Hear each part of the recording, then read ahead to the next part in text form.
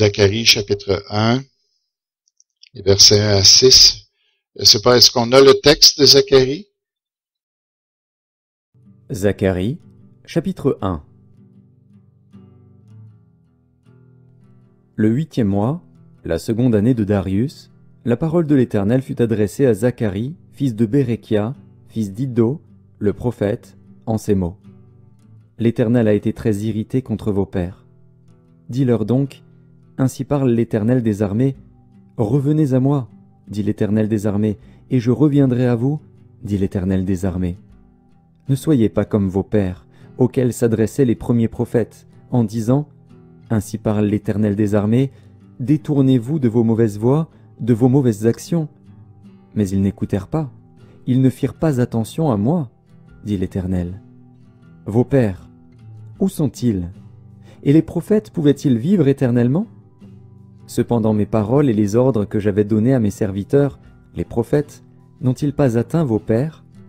Ils se sont retournés et ils ont dit, l'Éternel des armées nous a traités comme il avait résolu de le faire selon nos voies et nos actions. Zacharie se trouve à Babylone, après l'exil. Donc on est dans les années au 6e siècle avant Jésus-Christ, donc dans les années 500 et plus. Alors, plus exactement, dans les années 537 ou 536 avant Jésus-Christ. Les Juifs ont été déportés à Babylone et ils se trouvent là, et ça fait presque 70 ans qu'ils se trouvent à cet endroit-là. Et il y avait des prophéties, Dieu avait prophétisé comme quoi l'exil durerait 70 ans. Et Zacharie voit cela, lui aussi, comme d'autres prophètes, comme Daniel l'a vu. Et c'en est un autre qui a commencé à prier pour que Dieu accomplisse ce qu'il avait promis. Alors, pendant qu'ils sont à Babylone, Zacharie prie et il reçoit une révélation que Dieu lui donne, qui est le livre de Zacharie, qu'il va nous donner pour justement exhorter le peuple qui est à Babylone à savoir ce qu'il doit faire et aussi selon leur conduite, Dieu est en train de leur parler. C'est ce qu'on veut voir ce matin. Alors, le texte n'a pas été agrandi, là, mais on vient de le lire. Dans le texte de ce matin, on va voir trois choses. Tout d'abord, la conduite des ancêtres. Et ensuite, on va voir la réaction des ancêtres, ou des pères, si vous voulez bien, et le sort des ancêtres.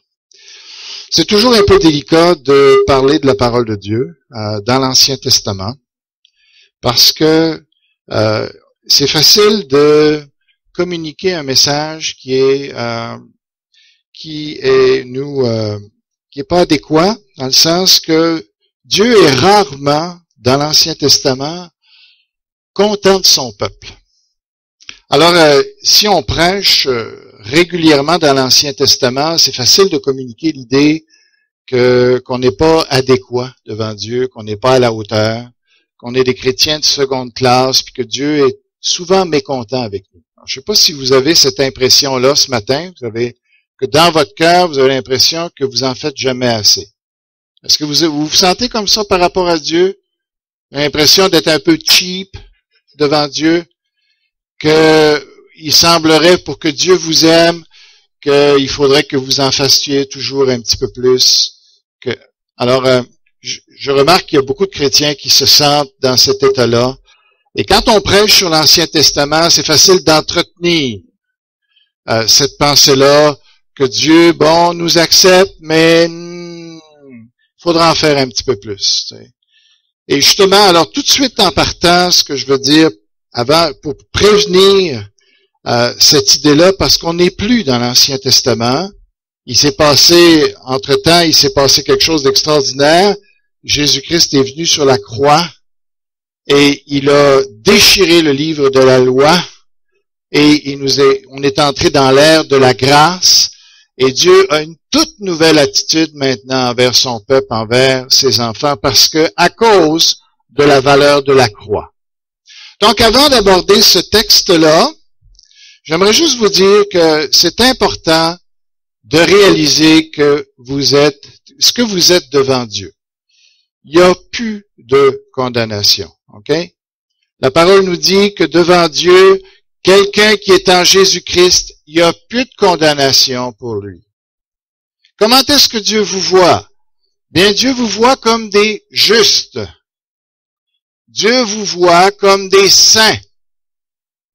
Alors, peu importe ce que il semble vouloir encore de nous, ou ce qu'il semble exiger, ou ce qu'il semble recommander, il faut se souvenir que nous sommes des justes, des saints, que nous sommes devenus, alors où on est passé, on était dans un état de colère, sous la colère de Dieu, mais à cause de la réconciliation en Jésus-Christ, nous sommes devenus les amis de Dieu. Okay? Il n'y a plus de colère. La Bible dit même que nous sommes les bien-aimés. Continuellement, c'est répété dans le Nouveau Testament, mes bien-aimés. Alors, c'est dans cet esprit-là qu'il faut approcher même les textes de l'Ancien Testament et se rappeler ce que nous sommes devenus devant Dieu. Nous sommes les frères et les sœurs de Jésus-Christ. Nous sommes les enfants chéris de Dieu.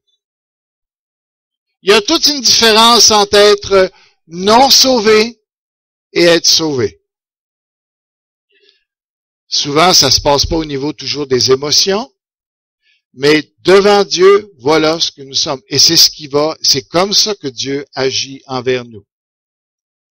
Alors, une fois qu'on sait cela, que c'est bien de réaliser ça, on arrive dans le texte de ce matin, puis là, on est en mesure de l'étudier, de le regarder sous un bon œil, au lieu de se culpabiliser, puis d'assimiler ça pour nous.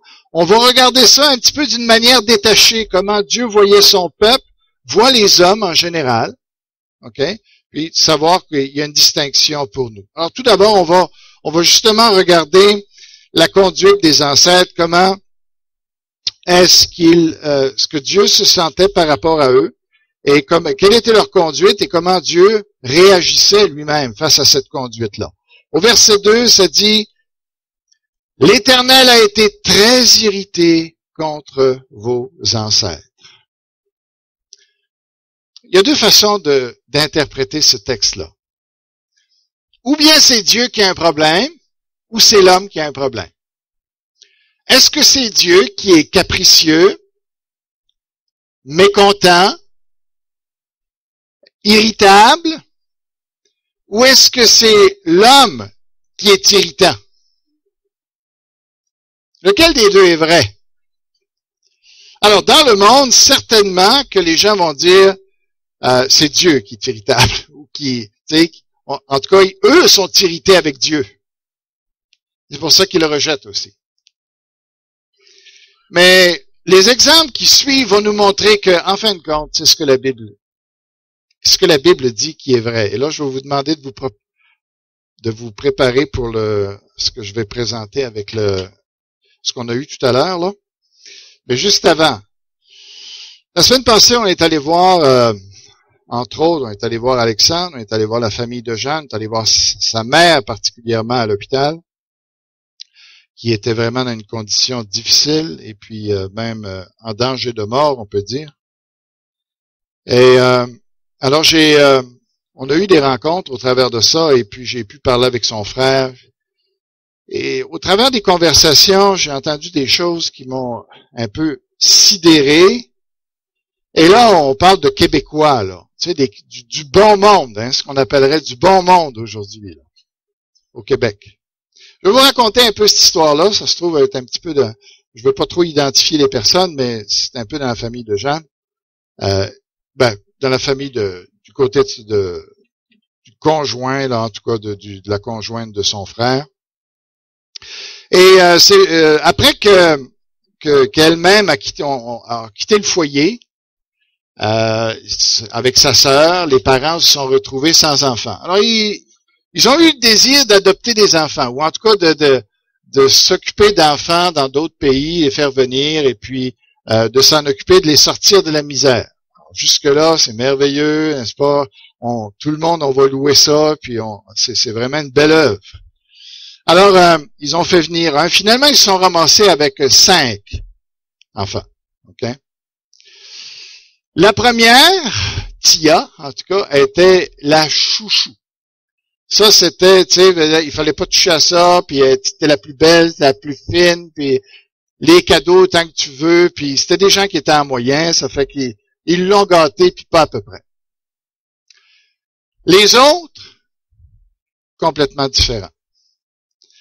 La mère les voulait pas, le père, lui, voulait continuer, et c'était vraiment un triple, c'était rendu un triple, de se sentir bon parce qu'on fait du bien.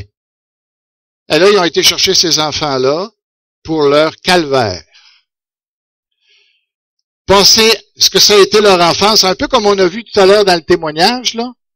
Imaginez des parents qui sont là à table et constamment sont en train de dire, Tia, elle est fine, elle est fine.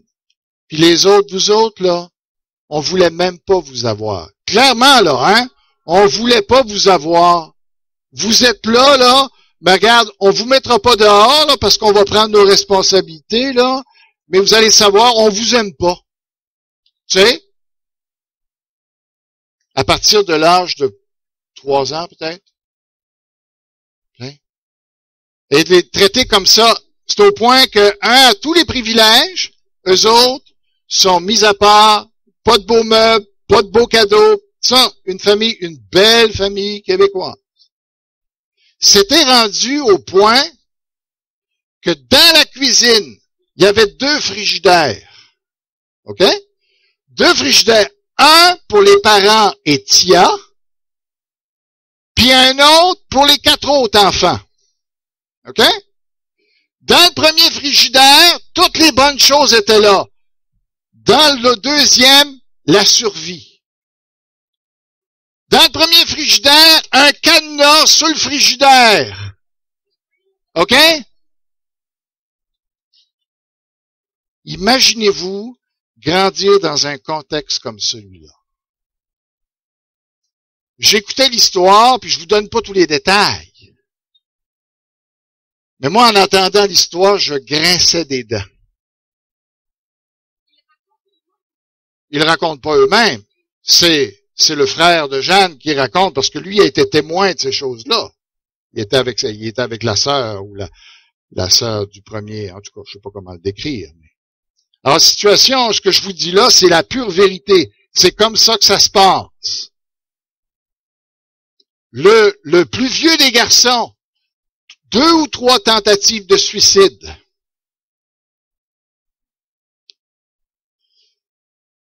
Quand on entend des choses comme ça, je me dis, moi, ça fait monter l'irritation dans mon cœur.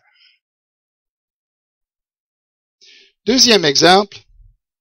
Alors ça, c'est des Québécois très bien. Cette semaine, j'écoutais un témoignage d'une musulmane et qui était dans son pays. Je pense que c'est l'Algérie. Et là, elle, interdit de sortie. Depuis qu'elle est tout petite, interdit d'avoir des amis à cause de la religion, de la manière, en tout cas, que les parents la faisaient vivre. OK? Je dis pas que c'est comme ça tout le temps, mais dans cette famille-là, les parents, le père, t'avais pas le droit d'avoir des amis. Même pas d'amis filles, là, rien, là. Tu vas à l'école, tu reviens à la maison, tu parles à personne, c'est comme ça. Le frère devait suivre sa sœur. OK? Pour s'assurer qu'elle respecte ça. Alors, elle a été cloîtrée, comme ça, toute sa vie. Dans ce contexte-là. Et là, à un moment donné, une journée, elle se trouve avec son amie, fille. Ils sont juste en train de marcher sur la rue. Le frère est en auto, il arrive, il voit ça. Il part avec son auto. D'abord, il se met dans une colère épouvantable dans l'auto. Il part avec son auto, il essaye. Alors, il fait d'abord rentrer sa sœur au plus vite, il ouvre la porte, puis il rentre ici, toi. Elle rentre, terrorisée de peur, ferme la porte, il prend son auto, il part après la fille pour essayer de la tuer. Cette jeune fille, là, a eu le temps de s'esquiver, de se cacher dans une ruelle. Elle a sauvé sa vie à la dernière minute. Quand elle est rentrée, elle s'est fait battre, évidemment. Et ça a duré comme ça a duré. Et là, après ça, elle s'est dit, non, je peux plus continuer comme ça. J'aime mes parents, mais je peux plus continuer dans cette situation-là. Alors, elle a contacté une travailleuse sociale qui était à l'école et tout ça, et elle a dit sa situation. La travailleuse sociale, tellement foudroyée de ce qu'elle entendait, a dit, il faut qu'on sorte de là, absolument. Alors, ils ont organisé, ils ont pris des contacts pour la faire sortir de sa famille, du pays, parce qu'elle peut pas rester dans le pays, évidemment. Et là, un jour, elle s'en va à l'école comme ça, les parents voient qu'elle est préoccupée. Et puis, le père dit, t'es sûr que ça va? T'es sûr que ça va? Pensant que c'était la famille idéale. Et puis, non, elle dit, papa, il n'y a pas de problème. Finalement, elle va à l'école. Il revenait la chercher à tous les soirs, aussi à la même heure. Puis cette journée-là, c'était la journée du départ. Et là, le père est arrivé. Alors, les professeurs sont arrivés parce que les professeurs se sont mis en équipe pour vraiment donner l'histoire. Puis on dit, non, votre fille a des examens spéciaux aujourd'hui. Ça va durer un peu plus longtemps. Attendez. Vous pouvez même retourner à la maison si vous voulez. Ça va finir vers cette heure-là. Puis, le père trouve ça drôle un peu, mais il s'en va chez lui, puis il revient plus tard. Mais là, il sent quelque chose qui va pas. Il appelle ses enfants, des cousins, puis la parenté de tout ça. Ils embarquent tout dans plusieurs autos, puis ils s'en viennent à l'école, eux autres. Ils rentrent là, puis là, on leur dit, votre fille n'est pas là. Comment ça, notre fille n'est pas là? Alors, ils ont battu tous les professeurs de l'école, à coups de poing, à coups de pied. Tu sais. Vous allez nous dire... Puis elle, la petite fille, elle est dans une pièce, dans une autre pièce, parce qu'elle s'est cachée de vitesse en dessous d'une table, tu sais, pour être sûre, puis elle entendait tout ça. Finalement, elle donne son témoignage comment elle est sortie du pays, puis les suites après ça. Mais ça, c'est la réalité de d'autres personnes. J'aimerais qu'on fasse jouer l'autre... Oui, l'Inde. Alors Dieu dit, je suis irrité. En écoutant ces choses-là, moi aussi je suis irrité. Je peux comprendre qu'un Dieu qui est saint, qui n'a pas de méchanceté, qui est juste, tu sais, qui ne cherche qu'à faire du bien aux hommes, quand il voit des choses comme ça, soit irrité. Et je pense pas qu'il soit blâmable là-dedans. Si chacun de nous, en tout cas, on regarde ça, puis qu'il y a un tant soit peu un sens de justice encore, on ne peut pas faire autrement que d'être irrité par rapport à une situation comme ça. Et ça, c'est des gens, voyez-vous, qu'on appelle bons, qu'on appelle gentils. Les chefs de gouvernement, tu sais, qui paraissent bien, qui sont bien habillés. Mais la réalité, ce n'est pas ça. Dieu a raison d'être en colère. Quelle est la réaction des ancêtres de ces gens-là? Comme on l'a vu avec notre fonctionnaire, on n'est pas coupable de rien. Alors, qu'est-ce que ça dit? Eh bien, ça dit au verset 4, « Ne soyez pas comme vos ancêtres, auxquels les premiers prophètes proclamaient, « Voici ce que dit l'Éternel, le Maître de l'univers, renoncez à vos mauvaises voies, à vos mauvaises actions, mais ils n'ont pas écouté. Ils n'ont pas fait attention à moi. »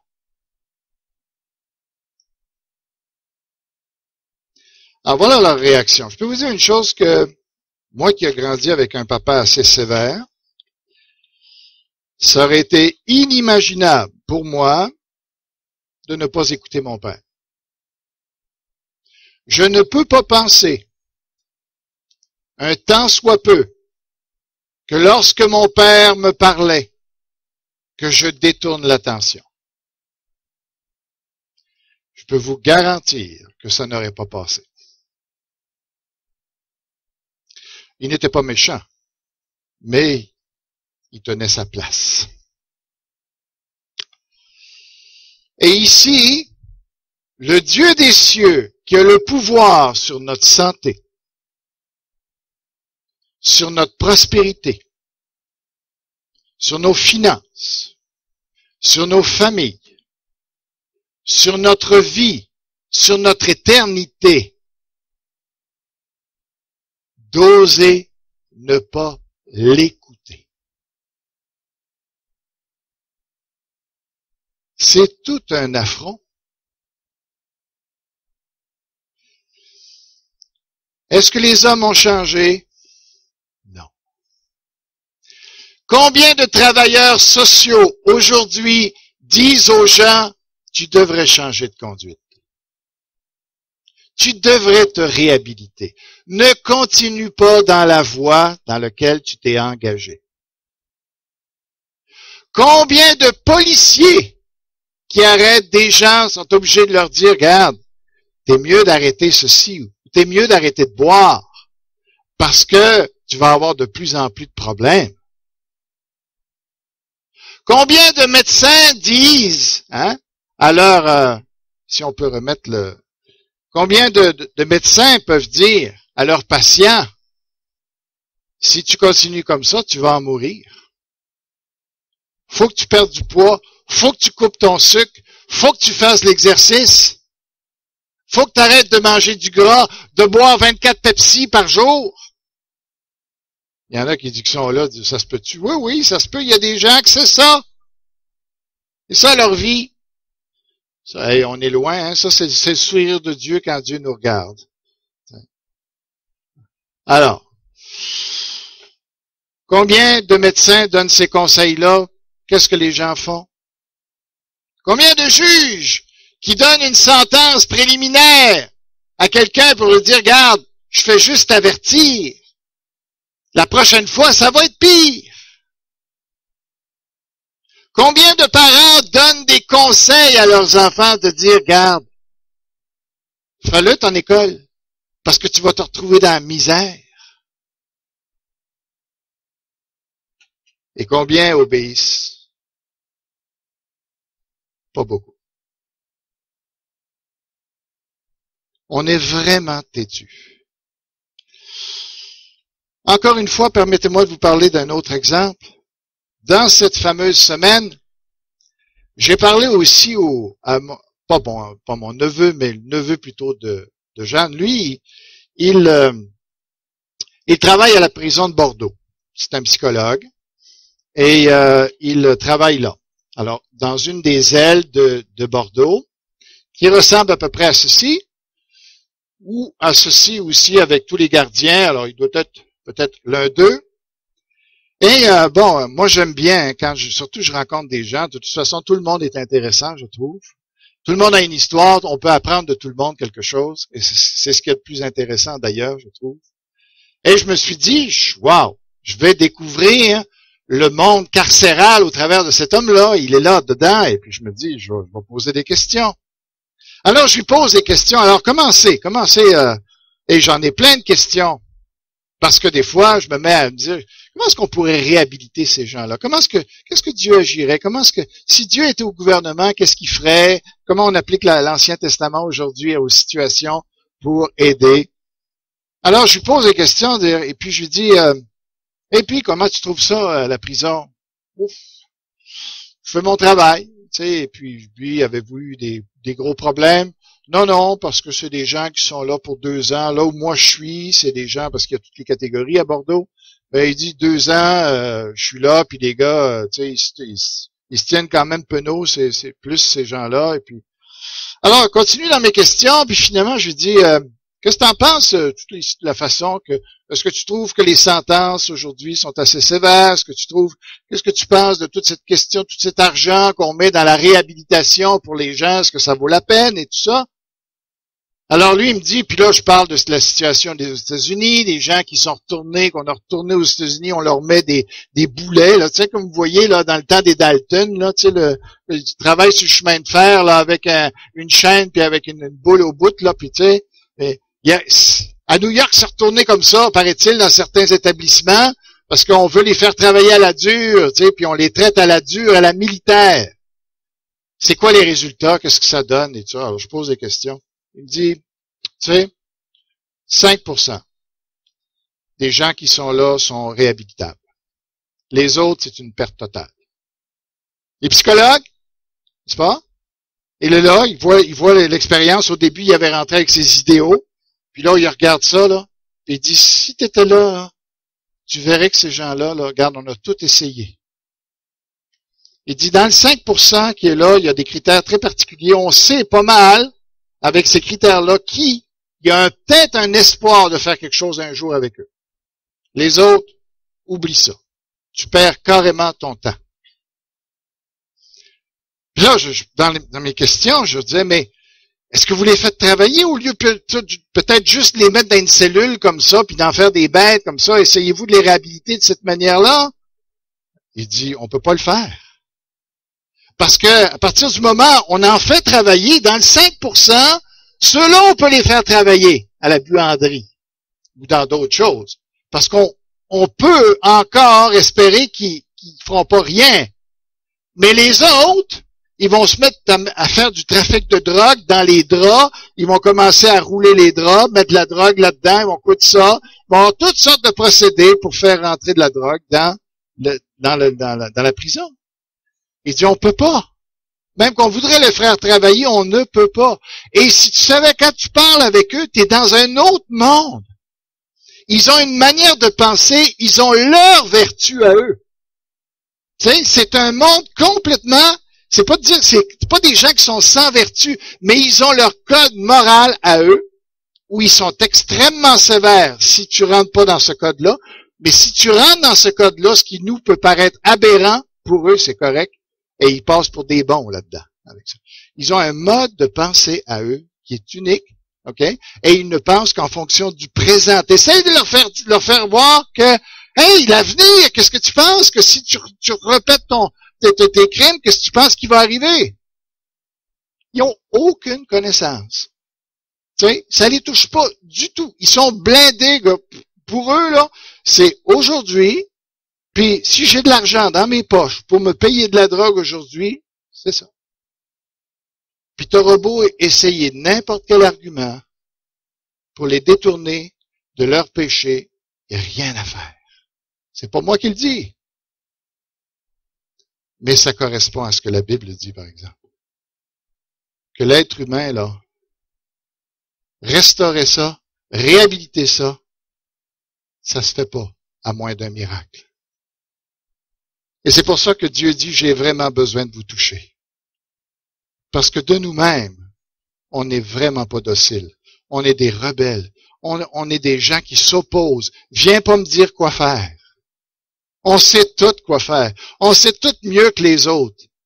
Mais si la réalité, c'est que c'est pas vrai. C'est qu'on fait plein d'erreurs, mais on veut pas encore avoir les conseils des autres. On est foncièrement rebelles. Résistant. T'entends continuellement les choses qu'on devrait faire de bien, ça coule comme de l'eau sur le dos d'un cadavre, comme dit l'expression.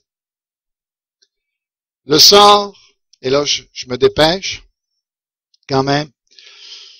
Alors, ce que Dieu dit de ça, c'est que les versets 5 et 6 sont un peu obscurs. Mais fort intéressant quand on les comprend. Vos ancêtres, où sont-ils? Et les prophètes, pouvaient-ils vivre éternellement? Cependant, mes paroles et mes prescriptions, dont j'avais chargé mes serviteurs les prophètes, n'ont-elles pas atteint vos ancêtres? Elles sont revenues à moi, et ils ont reconnu l'Éternel, le Dieu. Le Maître de l'univers nous a traités comme il avait décidé de le faire. Alors, ce que ça dit ici, c'est que les hommes meurent. même les meilleurs. Mais la parole de Dieu, elle, va avoir son accomplissement. Ce que je vous dis ce matin, vous allez mourir. Vous allez avoir un terme. Mais ce que vous entendez ce matin ne viendra jamais à tomber caduc. Ça va s'accomplir. Le problème, c'est qu'on n'y croit pas. Très souvent, on n'y croit pas. Mais tout ce que Dieu a dit va se réaliser à la lettre. Alors, voilà ce qu'on doit considérer. Et maintenant, j'aimerais juste aller dans les conclusions de ça. Parce que, finalement, remarquez, le texte est intéressant. Si on retourne au verset 3. Annonce-leur donc, voici ce que dit l'Éternel, le Maître de l'univers. Revenez à moi, déclare l'Éternel, le Maître de l'univers, et je reviendrai à vous. Ça, c'est le thème. Revenez à moi, et je reviendrai à vous. C'est donc à nous de faire les premiers pas. C'était aux hommes à faire. Et ce qui est intéressant, c'est, voici ce que les ancêtres s'est arrivé. Là, la génération qui est en train d'écouter ça est en train de retourner dans le même pattern. Et Dieu est en train de leur dire, vous réalisez pas, vous êtes en train encore de glisser puis de vous ramasser comme vos ancêtres. Vous apprenez pas des leçons du passé. Vous répétez toujours les mêmes erreurs. Hey, reviens et je vais revenir à toi. Et aujourd'hui, j'aimerais vous dire, Dieu nous dit encore la même chose. On veut tous que Dieu soit proche de nous. On voudrait voir des miracles. On voudrait être rempli d'amour. On voudrait qu'il se passe de quoi dans l'Église. On voudrait que notre vie soit différente, qu'on goûte à des miracles régulièrement. On voudrait être guéri. On voudrait être changé, notre caractère soit complètement changé. En tout cas, c'est mon désir. J'imagine que c'est votre désir aussi. Voilà. C'est ce qu'on veut. Mais qu'est-ce qu'on fait pour ça? Dieu nous dit, reviens à moi. Reviens. Et ce matin, je vais vous dire quelque chose qui est extrêmement précieux. Qui est une loi. Et ça va dépendre de nous si on veut le mettre en pratique ou non. Comment revenir à Dieu? Est-ce qu'il y en a ce matin qui ont le sentiment qu'ils se sont éloignés de Dieu? Probablement. J'aimerais vous lire quelque chose qu'un pasteur expérimenté a dit. Certaines personnes encore sont bénies financièrement par le Seigneur. Elles sont heureuses car Dieu les a bénies en réponse à leurs prières. Et étonnamment, on ne les voit plus à l'église. Ils profitent du dimanche matin pour faire du sport, monter leur nouvelle cabane dans le jardin, peindre la façade de leur maison ou faire du bricolage. Certains vont toujours à l'église. Mais à l'époque, ils cherchaient désespérément Dieu pour obtenir ce dont ils avaient besoin. Et maintenant qu'ils l'ont reçu, ils ont oublié celui qu'il avait donné. D'autres sont vraiment bénis. Alors ils achètent une maison au soleil dans un endroit où ils vont pouvoir bien se reposer de leur dur labeur, dans un endroit plaisant et tranquille, dans un endroit sans église. Ils y vont d'abord un week-end en pensant, Dieu comprend la situation. On priera un moment le dimanche matin, puis ils s'y rendent un peu plus régulièrement, puis certains y vont y habiter. Alors qu'ils en portaient déjà peu, au bout d'un certain temps, leur vie spirituelle ne porte plus aucun fruit réel. Bon. Est-ce qu'il y a un défaut dans ça? Il y a un grave défaut. Je pense que c'est très mal comprendre la vie chrétienne. Je pense que c'est une pensée de l'Ancien Testament. On a l'impression que parce qu'on va le dimanche à l'église, ça va bien avec Dieu. Ça, c'est la pensée du sabbat.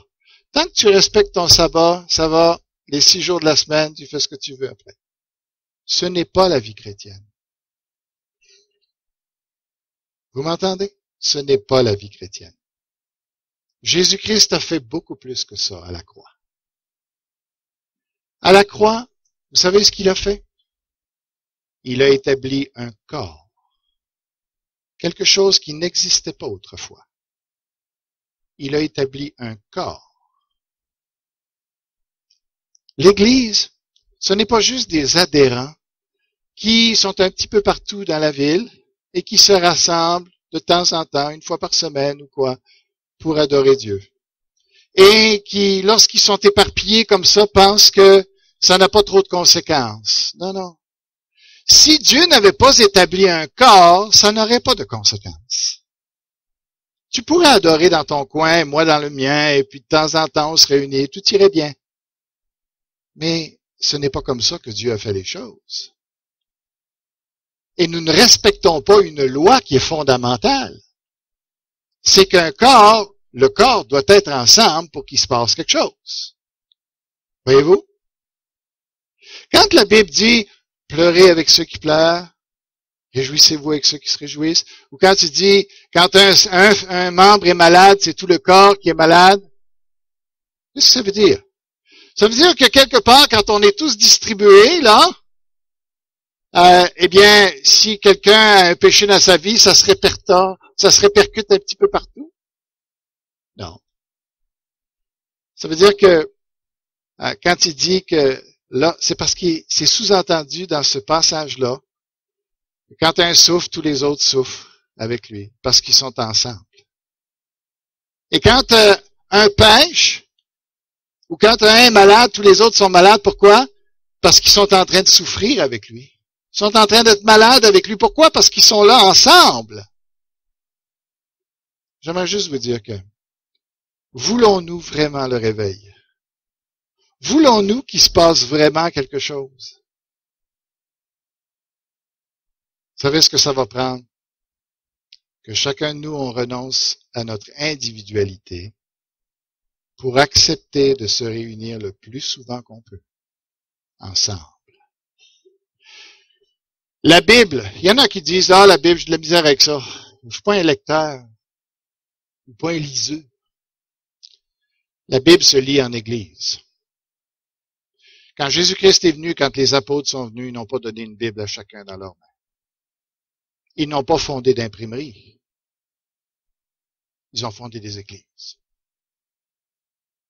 La Bible se lit en Église. La prière se fait en Église. L'évangélisation se fait en Église. Il faut que le peuple de Dieu comprenne que tant et aussi longtemps qu'on ne voudra pas vraiment se donner les uns aux autres dans la communion fraternelle, il ne se passera pas grand-chose. Nous brisons une loi qui est là, qui est le corps. Il faut que le corps se tienne ensemble. Et quand je vous dis cela ce matin, je me parle à moi aussi, parce que je souffre du même syndrome que vous. Mais il faut casser ça. Si nous voulons que le réveil éclate, il va falloir qu'on accepte de se réunir beaucoup plus qu'on le fait là. Et pas pour parler du beau temps, pas pour parler l'un contre l'autre, certainement pas, mais pour parler des grâces de Dieu dans notre vie. On est une richesse les uns aux autres et nous ne profitons pas de ces richesses-là. Nous avons besoin de manger ensemble. Sinon, on va finir comme ça. L'Église de Jésus-Christ, dans beaucoup de parties du Québec, c'est ça. Parce que s'éloigner des frères, c'est s'éloigner de Dieu. Comment vous pouvez? Vous me dites, je lis ma Bible tous les jours, je m'approche de Dieu. Comment je peux m'approcher de Dieu plus que ça? Approche-toi de l'Église. Approche-toi de tes frères et sœurs. Ça se vit pas seul. Ça se vit en communauté, l'Évangile. C'est ça qui donnait la force dans les livres des Actes. Qu'est-ce qui fait qu'il se passait quelque chose au début du livre des Actes? Parce qu'ils étaient ensemble. Et puis c'est pas toujours avec la même gang. C'est pas toujours avec ceux qu'on aime facilement. C'est avec chacun s'inviter les uns les autres. Ça va demander un sacrifice énorme. Parce que ça change tout notre style de vie, ça. C'est ça que Dieu veut. Des enfants de Dieu qui se réunissent, personne n'est mis à l'écart, où on raconte les bienfaits de Dieu. Et là, Dieu va multiplier. Il va en mettre des choses à la table. Mais si on se réunit pas, il n'y a rien à la table, ou pas grand-chose à la table. On mange tout sur le bord du comptoir. Mais ce que Dieu veut, c'est un vrai repas. Et merci Seigneur pour ceux qui ont le don d'accueillir, d'hospitalité, qui accueillent, qui forcent les autres à se réunir, parce que ceux-là sont une bougie d'allumage. Ça prend pas d'être compliqué. Ça prend d'être ensemble. Respectons cette loi-là. Pourquoi? Parce que c'est le principe de la loupe. Une loupe, comment c'est fin? Si le verre est droit, ça fait rien. Mais on s'est tous amusés dans un champ à un moment donné où on avait une loupe. C'est ce qu'on faisait. On essayait avec le soleil de brûler une feuille, une chose de papier. Parce que la loupe, la manière qu'elle est faite, sa courbure, fait que ça concentre le rayon. Et c'est là qu'il se passe quelque chose. Le jour où une église comprend cela, et décide de se réunir, décide de faire tout ce qu'elle peut pour être vraiment une église, le feu pogne. Dieu fait quelque chose. Je vous dis pas des belles paroles ce matin. Comprenez-vous? Je suis pas en train d'essayer de vous émerveiller par mon beau discours.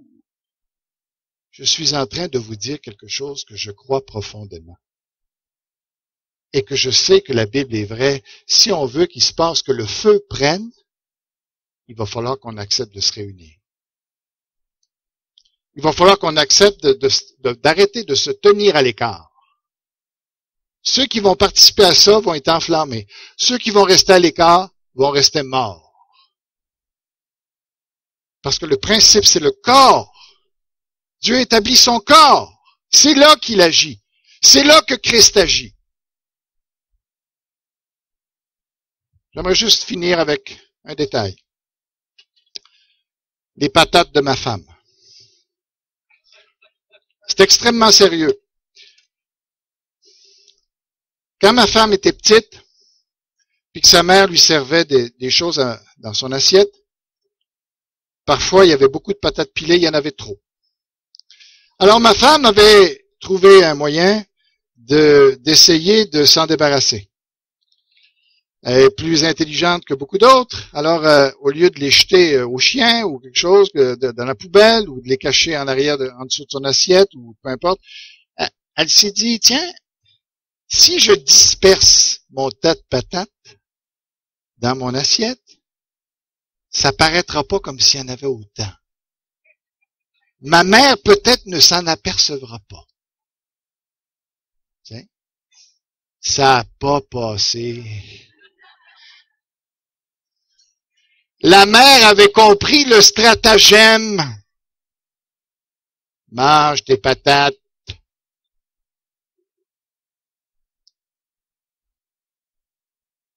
Il faut qu'on rassemble. C'est là qu'il va se passer quelque chose. C'est là qu'on va s'apercevoir qu'on a beaucoup plus qu'on pense. Et on va être, vous savez quoi? On va être beaucoup plus heureux dans notre vie chrétienne. On va s'épanouir, on va s'apercevoir que c'était là notre plus grande richesse.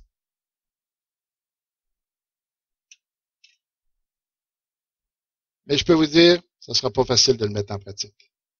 Dans notre société, on va avoir tout un combat. Prions. Seigneur, que tu puisses bénir ta parole ce matin, que tu nous aides à renoncer. On parle de l'amour, et on réalise pas ce que ça veut dire. Seigneur, ça va bouleverser chacune de nos vies. Ce qu'on vient d'entendre ce matin, c'est clair que ça va changer toute notre vie. Mais on va avoir vraiment besoin de ta grâce, parce que sans toi, on n'est pas capable. Amen. Que Dieu vous bénisse.